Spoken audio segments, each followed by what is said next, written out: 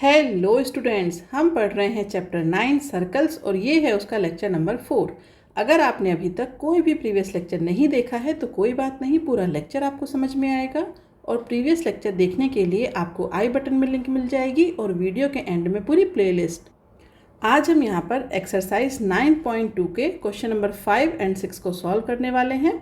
तो question number 5 में कहा गया है, 3 girls, Reshma, Salma and Mandeep are playing a game by standing on a circle of radius 5 meter drawn in a park. एक park है जिसकी रेडियस कितनी है 5 मीटर। तो ये जो 3 गर्ल्स हैं रेशमा, सलमा एंड मनदीप, ये कोई गेम खेल रही हैं जो कि सर्कल के मतलब कहीं पर भी जो सर्कल के पॉइंट्स होते हैं वहाँ पर ये खड़ी हुई हैं। Reshma throws a ball to Salma, Salma to Mandeep, Mandeep to Reshma. इस तरीके से बॉल के साथ ये खेल रही हैं। If the distance between Reshma and Salma and between Salma and Mandeep is 6 meter each, what is the distance between Reshma and Mandeep? तो चलिए इसे ड्रॉ करते हैं सर्कल को, तब आपको क्लियर होगा कि क्वेश्चन में क्या पूछा जा रहा है। तो ये इस तरीके से एक सर्कल हो गया। अब इस सर्कल पर जो ये 3 गर्ल्स खड़ी हुई हैं, रेशमा, सलमा एंड मनदीप, तो इन्हें हम क्या करेंगे, गर्ल ए बी सी इसके नाम से रिप्रेजेंट करेंगे। A B and C. A means Reshma, B means हो जाएगा यहाँ पर सलमा एंड सी मीन्स है मनदीप। ठीक है, तो रेशमा, सलमा एंड मनदीप को हमने यहाँ पर रिप्रेजेंट कर लिया है ए बी एंड सी से। तो क्वेश्चन में ये कहा गया है कि यहाँ पर जब ये तीनों गर्ल्स खड़ी हुई हैं तो जो डिस्टेंस है रेशमा और सलमा के बीच, ठीक है, दैट मीन्स ए बी, ये डिस्टेंस कितनी है 6 मीटर। उसके बाद कहा गया है कि जो डिस्टेंस है सलमा एंड मनदीप के बीच, that means distance of B C, ये भी कितनी है 6 मीटर। तो इन दोनों में ही अब आप ये बड़े बड़े नाम छोड़िए, सिर्फ हम ए बी सी पॉइंट्स की बात करेंगे। तो जो ये ए बी सी 3 पॉइंट हैं, इन पॉइंट में क्या कॉमन है, बी कॉमन है बीच में। ओके, ए टू बी की डिस्टेंस 6 मीटर एंड बी से सी की डिस्टेंस है 6 मीटर। तो अब हम इन्हें सर्कल पर कुछ इसी तरीके से बनाएंगे कि एक पॉइंट मैंने यहाँ पर लिया, एक पॉइंट यहाँ पर और एक पॉइंट यहाँ पर। ठीक है, तो ये वाला जो पॉइंट है ये हो जाएगा कॉमन पॉइंट जिसे हम कहेंगे बी। ठीक है, और ये एक पॉइंट ले लिया मैंने ए और यहाँ पर नीचे पॉइंट हो गया सी। अब इनके बीच की डिस्टेंस कितनी है 6 मीटर। तो ये इस तरीके से है, ये वाली जो डिस्टेंस है ना, ये ए बी एंड ए सी, ये इस तरीके से मेज़र की जाएगी और ये डिस्टेंस आपकी कितनी है 6 मीटर। ठीक है, ये जो लेंथ है ये 6 मीटर है, ना कि सर्कल के सरकमफेरेंस की तरफ देखना है हमें। तो ये डिस्टेंस हमारी कितनी है 6 मीटर। थोड़ा सा ये ए बी ज़्यादा लग रहा है और बी सी कम लग रहा है, थोड़ा सा ठीक से ड्रॉ कर लेते हैं। अब ये दोनों distance almost A B and B C equal दिख रही हैं। ठीक है, तो यहाँ पर ये डिस्टेंस है 6 मीटर और ये भी कितनी है 6 मीटर। इसके बाद अब क्वेश्चन में हमें क्या फाइंड आउट करना है, हमें फाइंड आउट करना है कि ये जो ए सी रेशमा और सलमा इनके बीच की डिस्टेंस कितनी है, ये हमें फाइंड आउट करना है। अब क्वेश्चन में हमें और क्या गिवन है, हमें ये गिवन है जो सर्कल की रेडियस है जिसे मैं आर से रिप्रेजेंट कर लेती हूँ, ये हमें कितनी गिवन है, ये गिवन है 5 मीटर। क्लियर है, तो हमें यहाँ पर क्या फाइंड आउट करना है, हमें यहाँ पर फाइंड आउट करना है इस ए सी को, ये जो ए सी है ये हमें फाइंड आउट करना है। अब इसे फाइंड आउट करने के लिए क्या करेंगे, सबसे पहले सर्कल का सेंटर बनाइए। तो ये हो गया सर्कल का सेंटर जिसे मैंने कहा ओ।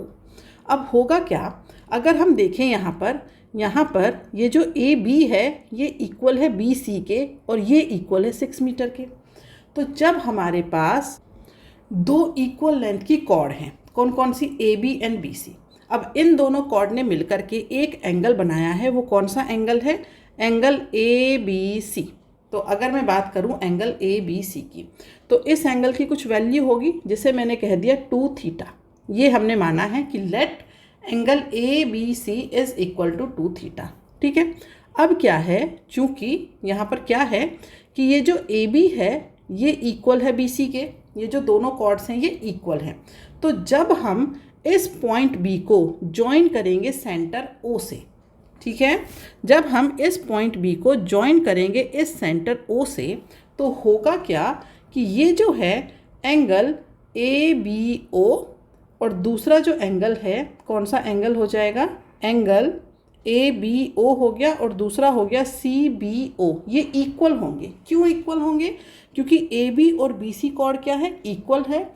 तो जब इनके जो पॉइंट हैं, जो इनका कॉमन पॉइंट है बी, उसे जब सेंटर से ज्वाइन किया जाता है तो होता क्या है कि यहाँ पर जो एंगल्स हैं वो दो इक्वल पार्ट में डिवाइड हो जाते हैं।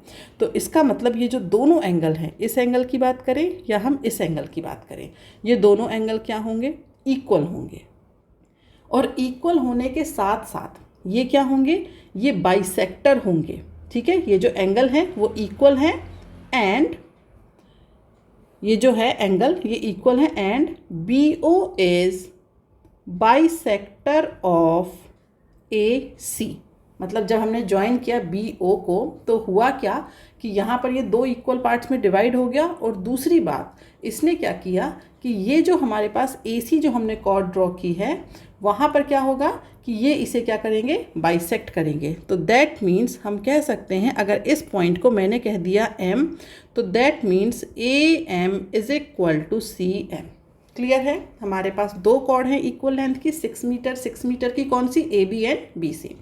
इसका जो कॉमन पॉइंट है बी, उसे जब हम सेंटर से ज्वाइन करेंगे तो यहाँ पर ये दोनों क्या होते हैं? ये जो एंगल होते हैं इक्वल हो जाते हैं, जो दो डिफरेंट एंगल बने। और दूसरी बात, ये जो थर्ड कॉर्ड होती है इन तीनों पॉइंट्स के बीच, उसे क्या करेंगे? बाइसेक्ट करते हुए जाता है। ओके, तो इसका मतलब A M is equal to C M.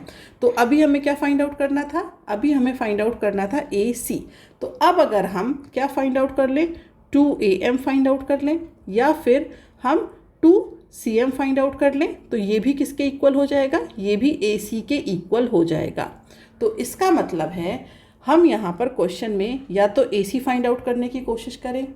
अब AC के लिए हमें दो दो ट्राइंगल्स देखने पड़ेंगे, तो उसकी जगह हम AM या यूँ कहिए कि CM इसे फाइंड आउट करने की कोशिश करेंगे और उसकी वैल्यूज़ को टॉइस कर देंगे, तो हमें यहाँ पर AC की वैल्यू मिल जाएगी। ओके, एक और लाइन ड्रॉ कर लीजिए। यहाँ पर ये जो AO है इसे भी ज्वाइन कर लीजिए और इसकी लेंथ है 5 मीटर। तो अब हमारे पास एक ट्राइंगल तो हो गया ये वाला, ये ठीक है। कौन सा ट्राइंगल हो गया? ABM। दूसरा ट्राइंगल हो गया ये वाला AMO। इन दोनों ही ट्राइंगल की हेल्प से, दोनों में क्या कॉमन है? AM। तो हमें यहाँ पर इन दोनों ही ट्राइंगल की हेल्प से इस AM को कैलकुलेट करना है। तो कैसे करेंगे कैलकुलेट? यहाँ पर हम पाइथागोरस थ्योरम का यूज़ करेंगे। तो अगर मैं इस फर्स्ट ट्राइंगल के लिए, कौन सा ट्राइंगल है? ट्राइंगल ABM, इसके लिए पाइथागोरस थ्योरम लिखूँ। हाँ, क्योंकि जब ये BO जब हम ज्वाइन करते हैं तो ये इस तरीके से जाता है कि ये इस पर परपेंडिकुलर होता है। तो ये एंगल हमेशा क्या होता है? 90 डिग्री। ओके, तो अब यहाँ पर पाइथागोरस थ्योरम लगाएंगे ट्राइंगल ABM में। तो यहाँ पर क्या होगा हमारे पास? यहाँ पर हो जाएगा AB square is equal to AM square plus BM square, ये हो जाएगा।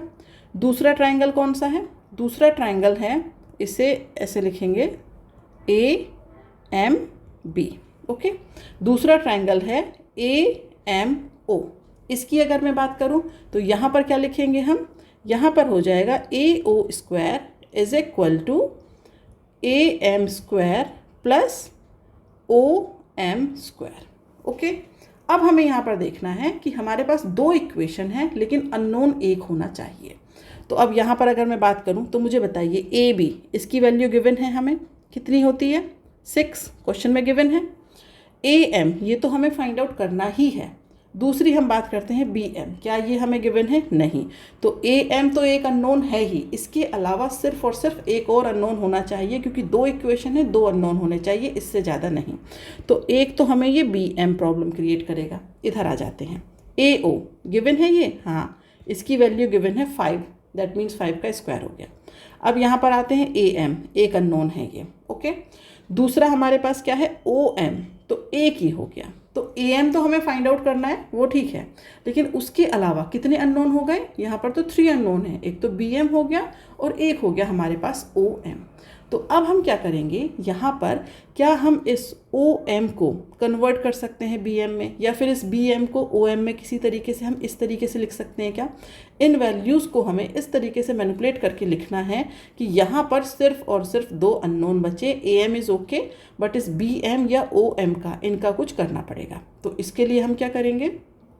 तो मुझे बताइए, ये जो OM है इसे मैं ऐसे लिख सकती हूँ, ये जो ओ एम है ना, ये इसे हम कैसे लिख सकते हैं, ओ एम को यहाँ पर हम इसे लिखेंगे O B minus B M.